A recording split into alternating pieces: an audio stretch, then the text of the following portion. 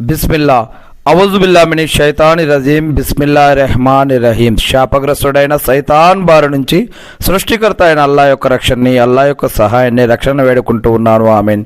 అల్లా ప్రవక్త మొహమ్మద్ సల్లల్లాహు అలైహి వసల్లం గారి పైన శాంతి సౌఖ్యాలు కురిపించండి వల్ల ఆమీన్. ఖురాన్లోని 22వ సూరా అల్ హజ్, అరబ్బీలో ఉన్నటువంటి ఖురాన్ గ్రంథాన్ని తెలుగులో ఉన్నది ఉన్నట్లుగా చదువుకుంటూ ఉన్నాము. 22వ సూరా అల్ హజ్, ఆయతులు 78, అవతరణ మదీనాలో. ముందుగా అపార కరుణామయుడు పరమ కృపాశీలుడైన అల్లా పేరుతో ప్రారంభం. మొదటి వాక్యం నుంచి, ఓ ప్రజలారా, మీ ప్రభువుకు భయపడండి. నిజంగా ప్రళయ సమయాన జరిగే ప్రకంపనం మహాభీకర విషయం. ఆనాడు ప్రళయ దినం రోజు, తీర్పు దినం రోజు మీరు దాన్ని చూస్తారు.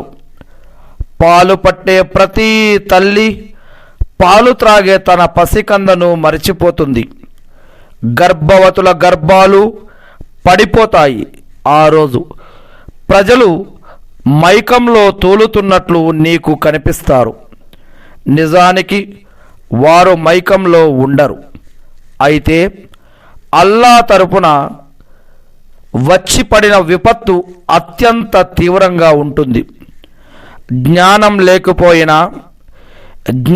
లేకపోయినా అల్లా విషయంలో వాదించేవారు కూడా జనులలో కొందరు ఉన్నారు. వారు తలబిరుసు అయిన ప్రతి సైతానును అనుసరిస్తారు. అతని సహవాసం చేసిన వారనల్లా అతను అపమార్గం పట్టించి అతన్ని అగ్నిశిక్ష వైపుకు తీసుకుపోతాడని అతని గురించి విధివ్రాతలో రాయబడి ఉంది. ఓ ప్రజలారా, ఒకవేళ మరణానంతర జీవితం గురించి మీకేదన్నా సందేహం ఉంటే కాస్త ఆలోచించండి. మేము మిమ్మల్ని మట్టితో సృష్టించాము.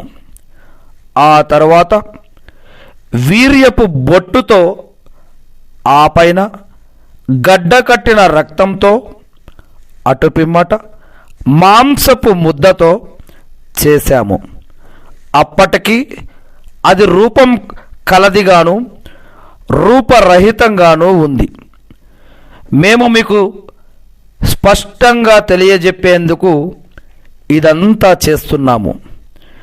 మరి మేము కోరిన దానిని నిర్ధారిత సమయం వరకు మాతృ గర్భాలలో ఉంచుతున్నాము. ఆ తరువాత మిమ్మల్ని శైశవ దశలో బయటికి తెస్తాము. మరి మీరు నిండు యవ్వనానికి చేరుకోవటానికి మీలో కొందరు యుక్త వయస్సు చేరకముందే మృత్యువుకు గురి చేయబడతారు, మరణానికి గురి చేయబడతారు.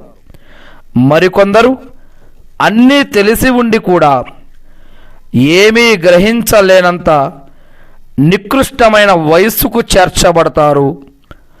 నేల ఎండిపోయి బీడుగా మారి ఉండటం నువ్వు చూస్తావు. ఆ తర్వాత మేము ఆ నేలపై వర్షం కురిపించగానే అది పులకిస్తుంది, ఉబికి వస్తుంది. అన్ని రకాల మనోహరమైన మొక్కలను మొలకెత్తిస్తుంది. అల్లాయే సత్యం గనుక, మృతులను తిరిగి బ్రతికించేవాడు ఆయనే గనుక, అన్నిటిపై ఆయనే అధికారం కలవాడు గనక ఇదంతా జరుగుతోంది సుమా. దీంతో పాటు ప్రళయం రావటం తథ్యం. అందులో సందేహానికి అవకాశమే లేదు. నిజంగా అల్లా సమాధులలో ఉన్న వారిని తిరిగి లేపుతాడు. మరికొంతమంది కూడా ఉన్నారు. వారు జ్ఞానం కానీ, మార్గదర్శకత్వం కానీ, జ్యోతిర్మయమైన గ్రంథం కానీ లేకుండానే అల్లా విషయంలో పిడివాదన చేస్తారు, ఆర్గ్యుమెంట్ లేదా డిబేట్. గర్వంతో పక్కకు తిరిగిపోయేవాడై అల్లా మార్గం నుంచి ప్రజలను తప్పించాలన్నది వాడి యొక్క ఉద్దేశం. వాడికి ప్రపంచంలోనూ పరాభవం ఉంది. ప్రళయ దినాన కూడా మేమతన్ని నరకంలో దహించి వేసే యాతనను చూపిస్తాము, చవి చూపిస్తాము. నీ చేతులు ముందుగా చేసి పంపుకున్న కర్మల మూలంగా నీకీ కర్మ పట్టింది. అల్లా తన దాసులకు అన్యాయం చేసేవాడు కాదు అన్న సంగతిని తెలుసుకోండి. ప్రజలలో మరికొంతమంది కూడా ఉన్నారు. వారెలాంటి వారంటే వారు ఒక అంచున నిలబడి అల్లాను ఆరాధిస్తుంటారు. తమకేదన్నా లాభం కలిగితే ఆరాధన పట్ల సంతృప్తి చెందుతారు. ఏదన్నా ఆపద వచ్చి పడితే మాత్రం అప్పటికప్పుడే ముఖం తిప్పుకుని పోతారు. అలాంటి వారు ప్రాపంచికంగానూ పారలౌకికంగానూ నష్టపోయారు. స్పష్టంగా నష్టపోవడం అంటే ఇదే. మరి వారు అల్లాను వదిలి తమకు నష్టంగానే లాభంగానే కలిగించలేని వారిని మొరపెట్టుకోసాగారు. మరి వారు అల్లాను వదిలి, సృష్టికర్తను వదిలి తమకు నష్టంగానే లాభంగానే కలిగించలేని వారిని మొరపెట్టుకోసాగారు. చాలా దూరపు అపమార్గం అంటే ఇదే. ఎవరికి నష్టం, కీడు అతని లాభం కన్నా చెరువులో ఉన్నదో అలాంటి వానిని వారు వేడుకుంటున్నారు. ముమ్మాటికి అలాంటి వాడు మహా చెడ్డ సహాయకుడు, మహా చెడ్డ స్నేహితుడు. ఎవరైతే విశ్వసించి మంచి పనులు చేసి, విశ్వాసంతో పాటు మంచి పనులు కూడా చేసి, అటువంటి వారిని అల్లా సెలయేరులు ప్రవహించే స్వర్గవనాలలో ప్రవేశింపజేస్తాడు. అల్లా అనుకున్న దాన్ని చేసి తీరుతాడు. అల్లా ప్రపంచంలోనూ పరలోకంలోనూ తన ప్రవక్తకు సహాయం చేయడని ఎవరైతే అనుకుంటారో అలా తలపోసేవాడు పైనుంచి ఒక త్రాడును కట్టి తన మెడకు ఉరేసుకుని వేలాడాలి. ఆ తర్వాత తన ఈ ఉపాయం వల్ల తన కసి తీరిందేమో చూసుకోవాలి. ఈ విధంగా మేము ఈ ఖురాను గ్రంథాన్ని సుస్పష్టమైన సూచనలతో అవతరింపజేశాము. అల్లా తాను కోరిన వారికి మాత్రమే సన్మార్గ భాగ్యం ప్రసాదిస్తాడు. విశ్వాసులు, యూదులు, సాబయీలు, నసారాలు, మజూసీలు, బహుదైవారాధకులు వీరందరి మధ్య అల్లా ప్రళయ దినాన తప్పకుండా తీర్పు చేస్తాడు. నిజంగా అల్లా అన్నింటికీ సాక్షిగా ఉన్నాడు. ఆకాశాలలో ఉన్నవారు, భూలోకవాసులు, సూర్య చంద్రులు, నక్షత్రాలు, పర్వతాలు, వృక్షాలు, జంతువులు, చాలామంది మనుషులు కూడా అల్లా ముందు మోకరిల్లడాన్ని నీవు గమనించడం లేదా? దైవ శిక్షకు అర్హులైన వారు కూడా చాలామంది ఉన్నారు. అల్లా పరాభవం పాలు చేసిన వానిని ఎవరు ఆదరించరు. అల్లా ఎవరినైతే పరాభవం పాలు చేశాడో అటువంటి వానిని ఎవరు ఆదరించరు. అల్లా తాను కోరిన దాన్ని చేస్తాడు. ఆ ఇరు వర్గాల వారు తమ యొక్క ప్రభువు విషయంలో గొడవ పడతారు. అయితే అవిశ్వాసుల కోసం అగ్ని వస్త్రాలు కత్తిరించబడతాయి. సలసల కాగే నీరు వారి తలలపై నుంచి కుమ్మరించబడుతుంది. దాని మూలంగా వారి చర్మాలే కాకుండా వారి కడుపులో ఉన్నవి కూడా కరిగిపోతాయి. ఇంకా వారి కోసం వారిని చితకబాదటానికి ఇనుప సుత్తులు కూడా ఉన్నాయి. ఆ బాధకు తట్టుకోలేక వారు అక్కడి నుంచి పారిపోవాలని అనుకున్నప్పుడల్లా తిరిగి మళ్ళీ అందులోనికే నెట్టివేయబడతారు. దహన యాతన రుచి చూడండి అని వారితో అనబడుతుంది. విశ్వసించి సత్కార్యాలు చేసిన వారికి, విశ్వసించిన తర్వాత ఎవరైతే సత్కార్యాలు చేస్తారో ఆ చేసిన వారికి క్రింద సెలయేరులు పారే స్వర్గ వనాలలో అల్లా ప్రవేశం కల్పిస్తాడు. అక్కడ వారు బంగారు కంకణాలు తొడిగించబడతారు. స్వచ్ఛమైన ముత్యాలు కూడా, వారు ధరించే వస్త్రాలు కూడా పట్టు వస్త్రాలై ఉంటాయి. పవిత్రమైన మాటలు పలికే బుద్ధి వారికి వసగబడుతుంది. స్తుతించదగిన వాని మార్గం కూడా వారికి నిర్దేశించబడింది. నిజంగా ఎవరైతే అవిశ్వాసానికి ఒడిగట్టి అపమార్గం నుండి, మస్జిదే హరాం నుండి, మక్కా మస్జిద్ దగ్గర నుంచి జనులను అడ్డుకుంటున్నారో, ఇంకా అక్కడ అన్యాయంగా అడ్డదారులు తొక్కాలని ప్రయత్నిస్తున్నారో వారికి మేము బాధాకరమైన శిక్ష రుచి చూపిస్తాం. నిజానికి మేము దానిని, మక్కా మస్జిద్ని, మస్జిదే హరాంని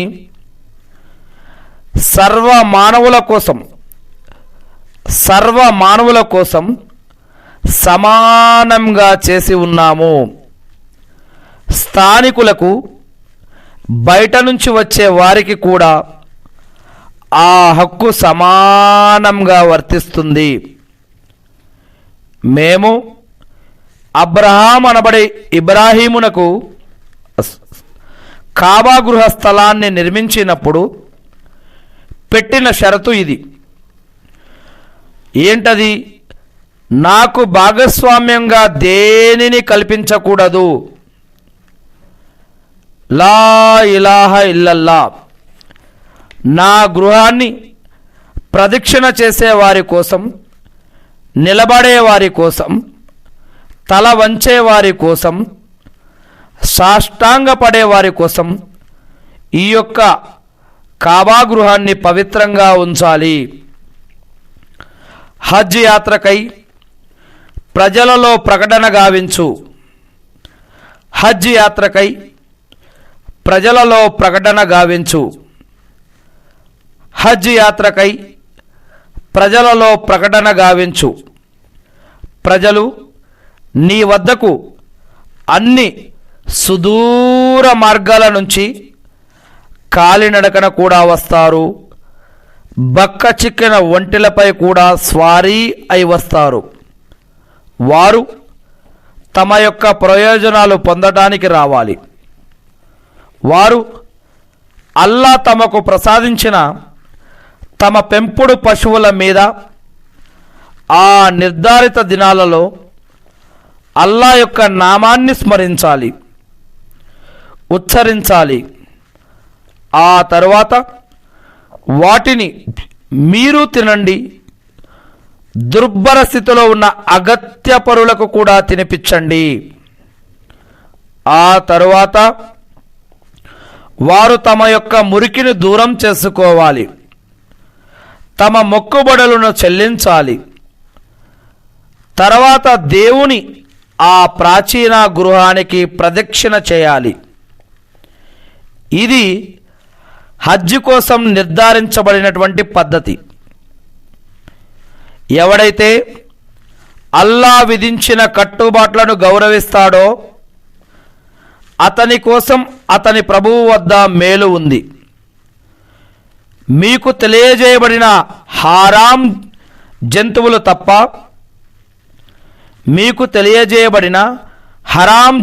తప్ప నిషిద్ధ జంతువులు తప్ప మిగిలిన పశువులు మీకోసం ధర్మసమ్మతం హలాల్ చేయబడ్డాయి.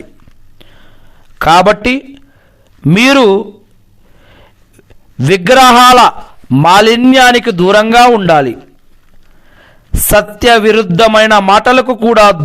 సత్యానికి విరుద్ధంగా ఉన్న మాటలకి కూడా దూరంగా ఉండాలి. ఏకాగ్రతతో దేవుని ఏకత్వాన్ని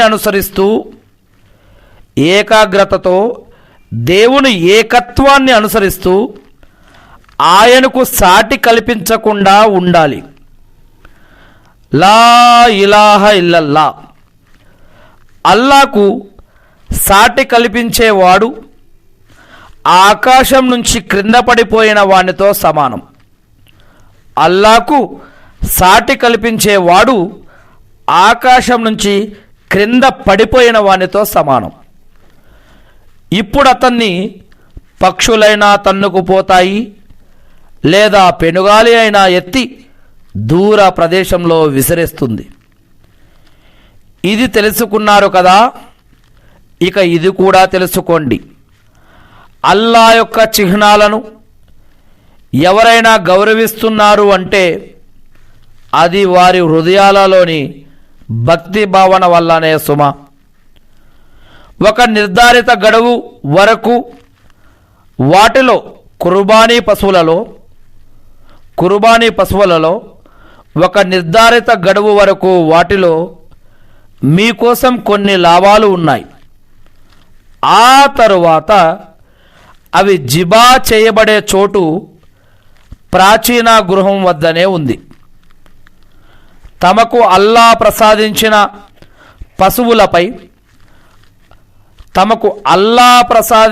పశువులపై అల్లా పేరును స్మరించటానికి గాను మేము ప్రతి అనుచర జాతి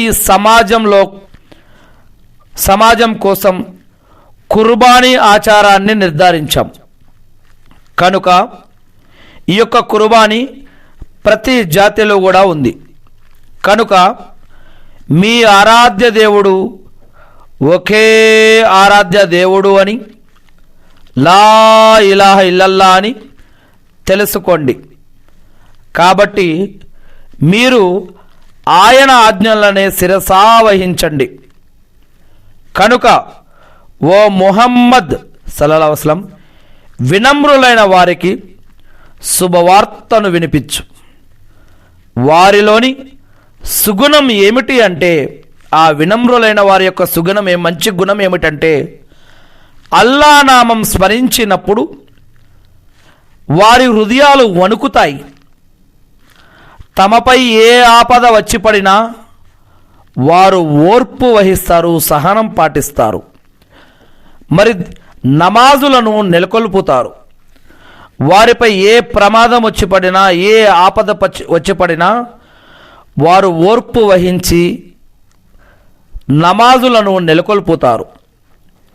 మేము వారికి ప్రసాదించిన దానిలో నుంచి మా మార్గంలో ఖర్చు చేస్తారు. వారికి ఏం ప్రమాదం వచ్చినా, ఏ భయం వచ్చినా, ఏ కష్టం వచ్చినా, ఏ నష్టం వచ్చినా ఓర్పు వహిస్తారు. దానితో పాటు నమాజు నెలకొల్పుతారు. దానితో పాటు మేము ప్రసాదించిన దానిలో నుంచి కూడా వారు ఖర్చు పెడుతూ ఉంటారు. కుర్బానీ ఒంటెలను కూడా మేము మీకోసం అల్లా చిహ్నాలుగా నిర్ధారించాము. వాటిలో మీకు మేలు ఉంది. కాబట్టి వాటిని వరుసగా నిలబెట్టి వాటిపై అల్లా పేరును ఉచ్చరించండి. మరి వాటి పక్కలు నేల కొరిగిన తరువాత వాటిని మీరు తినండి. ఎవరైతే అడగరో ఆ అడగని అభాగ్యులకు, అడిగే అగత్య పరులకు కూడా తినిపించండి.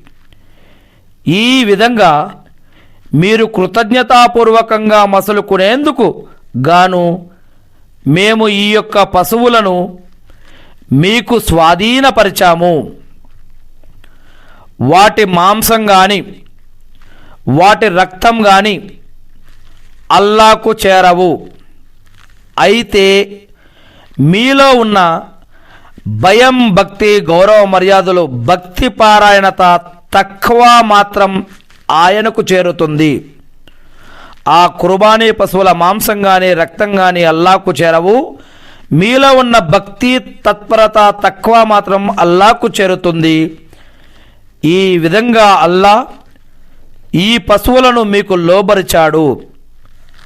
ఆయన మార్గదర్శకత్వానికి కృతజ్ఞతగా మీరు ఆయన గొప్పదనాన్ని కొనియాడటం కోసం ఓ ముహమ్మద్ సల్లల్లాహు అలైహి వసల్లం సదాచార సంపన్నులకు సంతోష వార్త వినిపించు. నిజంగా అల్లా నికార్సైన విశ్వాసుల నుండి శత్రువులను పారద్రోలుతాడు. విశ్వాసఘాతకులైన కృతజ్ఞులను అల్లా ఎంత మాత్రం కూడా ఇష్టపడడు. విశ్వాసఘాతకులను ఎవరికి వ్యతిరేకంగా యుద్ధం చేయబడుతుందో వారికి కూడా ప్రతిఘటనకు అనుమతి ఇవ్వబడుతోంది. ఎందుకంటే వారు ముస్లిములు పీడితులు. నిశ్చయంగా అల్లా వారిని ఆదుకోగల శక్తి కలవాడు. వారు అన్యాయంగా తమ ఇళ్ల నుంచి వెళ్ళగొట్టబడ్డారు. ఇంతకీ వారు చేసిన నేరం ఏమిటంటే లా ఇలాహ ఇల్లల్లా, మా ప్రభువు అల్లా అని పలకటమే. అల్లాయే గనక జనులలో కొందరిని మరికొందరి ద్వారా అడ్డుకోకపోతే మఠాలు, ఆరాధనా ఆలయాలు, యూదుల ప్రార్థనాలయాలు, అల్లా పేరు అత్యధికంగా స్మరించబడే మస్జిదులు ధ్వంసం చేయబడేవి. అల్లా కొంతమంది ద్వారా అడ్డుకోకపోతే. అల్లాకు సహాయపడేందుకు సమాయత్తం అయిన వారికి అల్లా కూడా తప్పకుండా సహాయపడతాడు. అల్లాకు సహాయపడేందుకు ఎవరైతే సహాయత్తం అయిన వారికి అటువంటి వారికి అల్లా కూడా తప్పకుండా సహాయపడతాడు. నిజంగా అల్లా మహాబలుడు, సర్వాధిక్యుడు.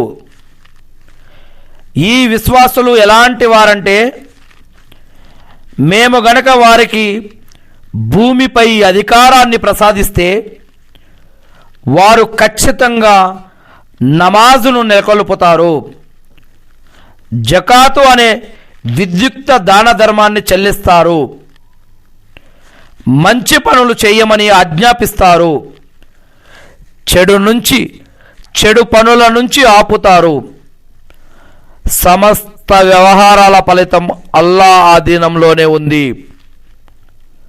ఓ ప్రవక్త, ఒకవేళ వీళ్ళు నిన్ను ధిక్కరిస్తే ఆశ్చర్యపోనవసరం లేదు.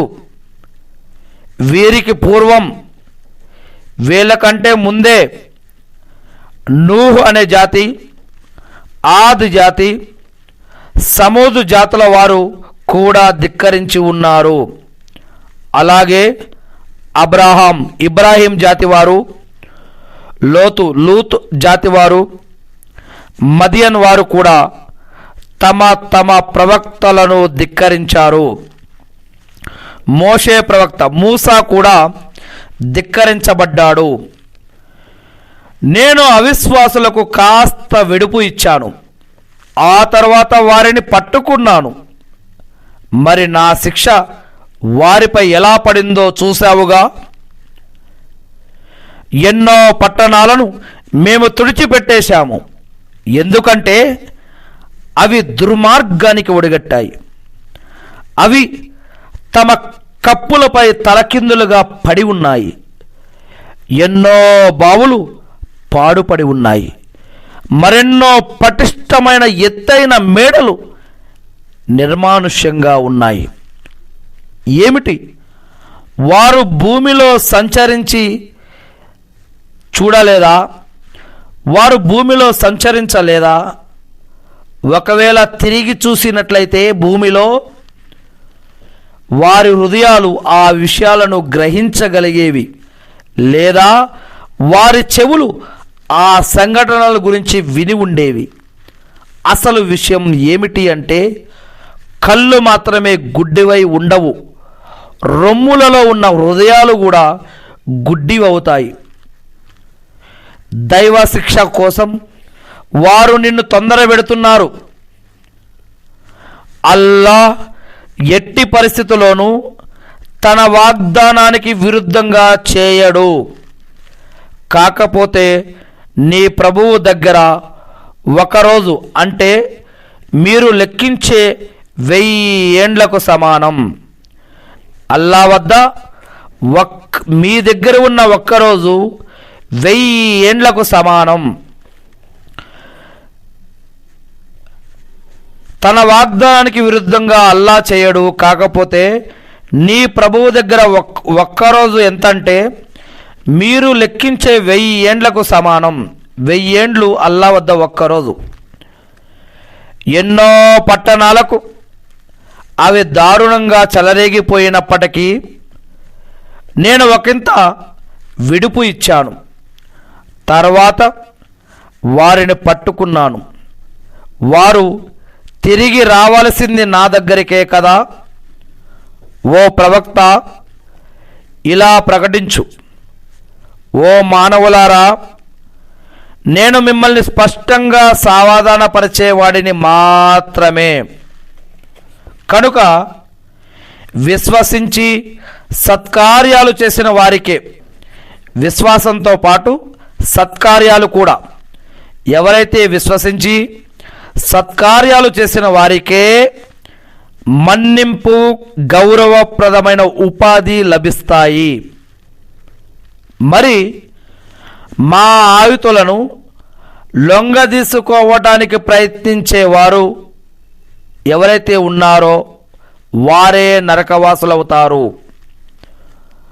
ఓ ప్రవక్త, మేము నీకంటే పూర్వం జాతుల్లో ఏ ప్రవక్తను లేదా ఏ సందేశహారుణ్ణి పంపినా అతను తన మనసులో ఏదైనా సంకల్పం చేసుకున్నప్పుడల్లా సైతాను అతని సంకల్పంలో ఏదో ఒకటి కలుషితం చేసేవాడు. మరైతే అల్లా సైతాను కల్తీని పారద్రోలి తన వచనాలను స్థిరపరుస్తాడు. అల్లా సర్వం తెలిసినవాడు, అల్లా వివేక సంపన్నుడు. ఎవరి హృదయాలలో రోగం ఉందో, మరెవరి గుండెలు కరుకు గుండెలుగా మారిపోయాయో వారిని ఈ సైతాను కలిపేదాని ద్వారా పరీక్షించడానికి అల్లా ఇదంతా చేశాడు. నిజంగా దుర్మార్గులు వ్యతిరేకతలో చాలా దూరం వెళ్ళిపోయారు.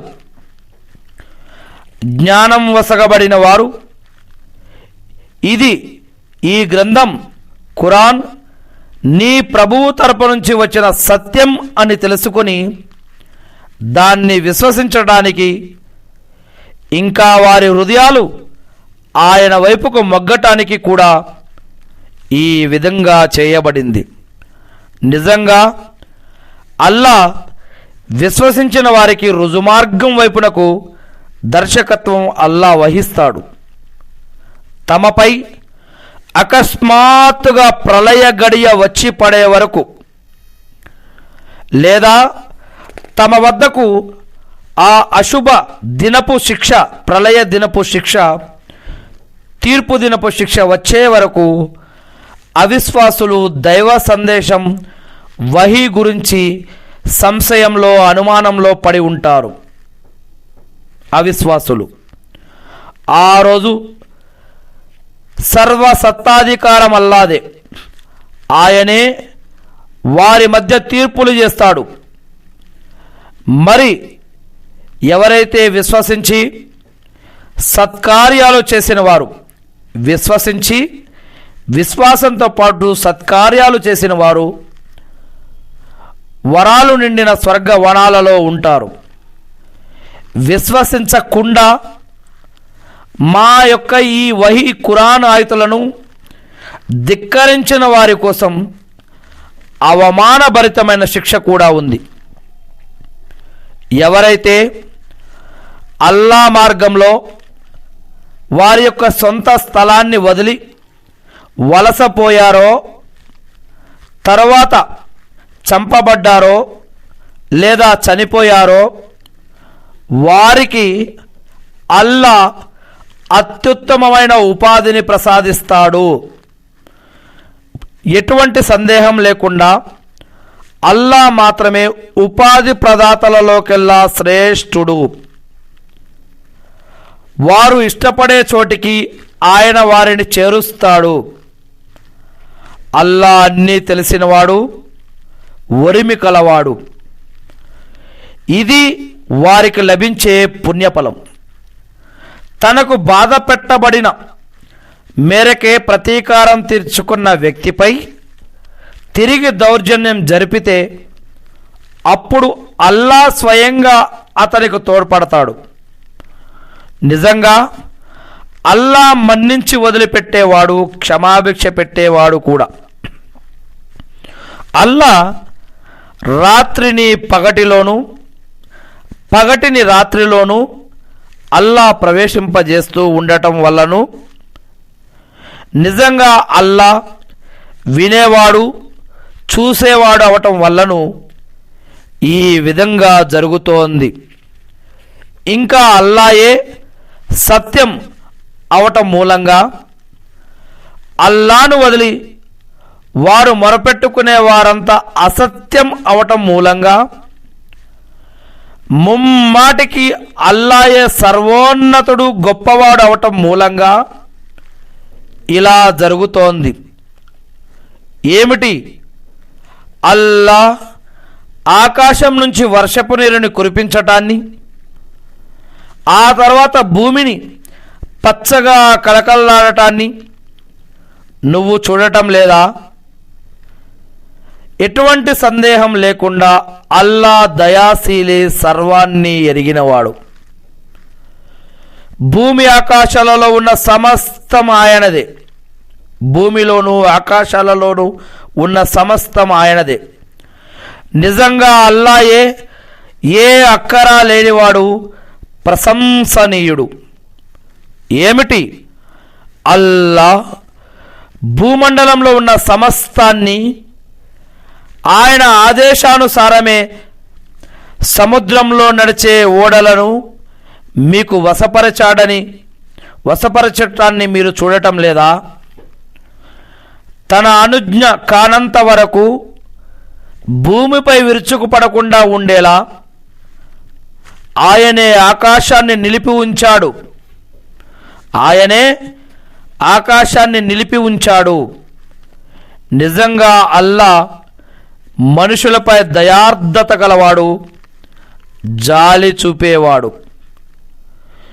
మీకు జీవనం ప్రసాదించినవాడు ఆ అల్లానే. మరి ఆయనే మీకు మరణం కూడా వసగుతాడు. మళ్ళీ ఆయనే మిమ్మల్ని మరణించిన తర్వాత మళ్ళీ ఒక్కో రోజు తిరిగి బ్రతికిస్తాడు. అయినా మానవుడు మేలును మరిచేవాడు. ప్రతి అనుచర సమాజానికి, ప్రతి జాతికి, ప్రతి చరిత్రలో మేము ఒక ఆరాధనా పద్ధతిని నిర్ధారించి ఉన్నాము.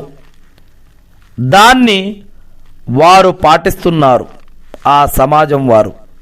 కాబట్టి వారు ఈ విషయంలో నీతో గొడవ పడకూడదు. నువ్వు మాత్రం ప్రజలను నీ ప్రభువు వైపు పిలువు. నిశ్చయంగా నువ్వు సన్మార్గాన ఉన్నావు. ఒకవేళ అప్పటికీ వాళ్ళు నీతో వాదులాటకు దిగితే, అప్పటికీ వాళ్ళు నీతో ఆర్గ్యుమెంట్ లేదా డిబేట్లకు దిగితే వారికి ఇలా చెప్పేయి, మీ కర్మల సంగతి అల్లాకు బాగా తెలుసు లెండి. మీరు విభేదించుకుంటున్న విషయాల గురించి అల్లా ప్రళయ దినాన మీ మధ్య తప్పకుండా తీర్పు చేస్తాడు. భూమి ఆకాశాలలో ఉన్న ప్రతి వస్తువు గురించి అల్లాహకు తెలుసన్న సంగతి నీకు తెలియదా? అంతా ఒక గ్రంథంలో వ్రాయబడి ఉంది. లోహే మహఫూజ్. అంతా ఒక గ్రంథంలో రాయబడి ఉంది. ఎటువంటి సందేహం లేకుండా ఈ విషయం అల్లాహకు చాలా సులువైనది. వారు అల్లాను వదిలి ఆయన ఏ ప్రమాణాన్ని అవతరింపజేయనటువంటి వాటిని పూజిస్తున్నారు. అల్లాను వదిలి పోని వారికైనా తత్సంబంధిత జ్ఞానం ఏదైనా ఉందా అంటే అది లేదు. దుర్మార్గులను ఆదుకునేవాడెవ్వడూ లేడు. వారి ముందు స్పష్టమైన మా ఆయుతులను, ఖురాన్ వాక్యాలను, వహీని చదివి వినిపించినప్పుడు అవిశ్వాసుల ముఖాలపై తిరస్కార అసహన భావం తొంగి చూడటాన్ని నువ్వు గ్రహిస్తావు. మా ఆయుతులను చదివి వినిపించే వారిపై విరుచుకు పడతారేమో అన్నట్లు వారు కనిపిస్తారు. ఓ ప్రవక్త, వారికి చెప్పు, దీనికన్నా దారుణమైన సమాచారాన్ని నేను మీకు తెలుపనా? అదే నరకాగ్ని. దాని గురించి అల్లా అవిశ్వాసులకు వాగ్దానం చేసి ఉన్నాడు. అది బహు చెడ్డ గమ్యస్థానం. ఓ ప్రజలారా, ఒక ఉపమానం వివరించబడుతోంది. ఉదాహరణ శ్రద్ధగా వినండి. అల్లాను వదిలి మీరెవరినైతే మొరపెట్టుకుంటున్నారో వారంతా ఏకమైనా సరే ఒక్క ఈగను కూడా సృష్టించలేరు. పైగా ఈగ వారి నుంచి ఏదైనా వస్తువును ఎగరేసుకుపోతే వారు దాన్ని కూడా దాని నుండి విడిపించుకోలేరు. అర్థించేవాడు, అర్థించబడేవాడు ఇద్దరూ బలహీనులే. వీళ్ళు అల్లా స్థాయికి అనుగుణంగా ఆయన గొప్పదనాన్ని గుర్తించనే లేదు. అల్లా మహాశక్తిశాలి, ప్రాబల్యం కలవాడు. అల్లాయే దైవదూతలలో నుంచి, అల్లాయే మానవులలో నుంచి తన సందేశహారులను ఎంపిక చేసుకుంటాడు. నిశ్చయంగా అల్లా అంతా వింటాడు, అన్నీ చూస్తాడు. వారికి ముందు ఉన్నది, వారి వెనుక ఉన్నది అంతా ఆయనకు తెలుసు. సమస్త వ్యవహారాలు అల్లా వైపుకే మరలించబడతాయి. ఓ విశ్వాసులారా, రుకు సజ్దాలు చేస్తూ ఉండండి. ఓ విశ్వాసులారా, రుకు సజ్దాలు చేస్తూ ఉండండి. మీ ప్రభువును ఆరాధిస్తూ ఉండండి. మంచి పనులు చేస్తూ ఉండండి. మీ ప్రభువును ఆరాధించడంతో పాటు మంచి పనులు కూడా చేస్తూ ఉండండి. తద్వారా మీరు సఫలీకృతులవుతారు.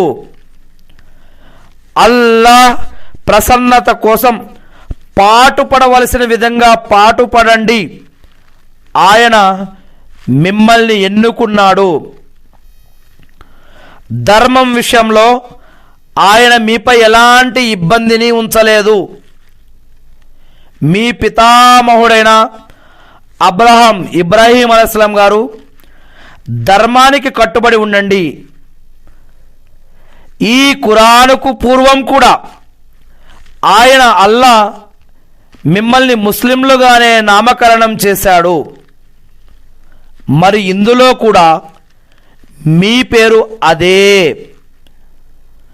దైవ ప్రవక్త మీపై సాక్షిగాను, మీరు మానవులపై సాక్షులుగా ఉండటానికి ఈ విధంగా చేయబడింది. కనుక మీరు నమాజును నెలకొల్పండి, జకాతును కూడా చెల్లించండి, అల్లాను స్థిరంగా ఆశ్రయించండి. ఆయనే మీ సంరక్షకుడు. ఆయన ఎంత చక్కని సంరక్షకుడు, మరెంత చక్కని సహాయకుడు.